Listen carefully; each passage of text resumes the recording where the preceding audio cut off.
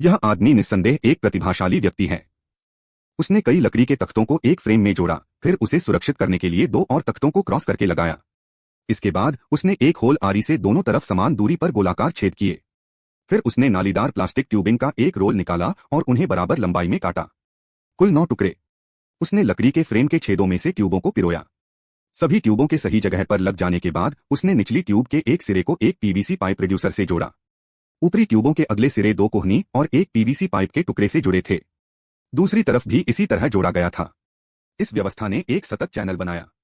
इसके बाद उसने 3 प्लास्टिक की बाल्टियां तैयार की। सबसे ऊपर वाली बाल्टी में एक छेद किया, फिर नल हटाकर छेद को और चौड़ा किया, जिससे ऊपरी और निचले छेदों यानी बाकी 2 बाल्टियों के बीच एक पाइप कनेक्टर लगाया जा सके। प्रत्येक के किनारों पर एक अतिरिक्त पाइप कनेक्टर लगाना आवश्यक था। फिर उसने उन्हें लकड़ी के फ्रेम पर रखा और बाल्टियों को जोड़ने और सुरक्षित करने के लिए थ्रेडेड पाइप का इस्तेमाल किया। अब तक आप समझ ही गए होंगे कि वह क्या बना रहा था। जी हाँ, यह एक सौर जल हीटर है। अंत में उन्होंने प्लास्टिक की बाल्टियों और हीटिंग सेक्शन को पीवीसी पाइपों से जोड़ा। निचला इनलेट एक जल आपूर्ति पाइप से जुड़ा था, जिसमें सिस्टम में प्रवाह को नियंत्रित करने के लिए एक स्विच भी था।